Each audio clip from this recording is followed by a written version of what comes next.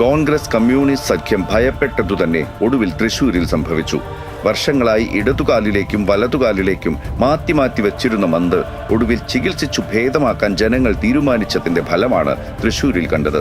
സുരേഷ് ഗോപി വമ്പിച്ച ഭൂരിപക്ഷത്തിൽ വിജയിച്ചതോടെ സമനില നഷ്ടപ്പെട്ട ക്യാപ്സ്യൂൾ കീടാണുക്കളുടെ കരച്ചിൽ കൊണ്ട് സോഷ്യൽ മീഡിയ മുഖരിതമാണ്. ഇവർ പറയുന്നത് പോലെ സുരേഷ് ഗോപി എന്ന സിനിമാ നടനല്ല, സുരേഷ് ഗോപി എന്ന സംഘി തന്നെയാണ് തൃശൂരിൽ വിജയിച്ചിരിക്കുന്നത്. ഇടതുവലതു സംഘങ്ങൾ കൂലിക്കെടുത്ത മലയാള മാധ്യമങ്ങളുടെ കപട ആഖ്യാനങ്ങളെ തുടച്ചെറിഞ്ഞ് സംഘപരിവാർ ഈ രാജ്യത്തോട് ചെയ്തതും ചെയ്തുകൊണ്ടിരിക്കുന്നതും എന്താണെന്ന് തൃശൂരിലെ ജനങ്ങൾ തിരിച്ചറിഞ്ഞതുകൊണ്ട് തന്നെയാണ് അവർ സുരേഷ് ഗോപിയെ തിരഞ്ഞെടുത്തത്.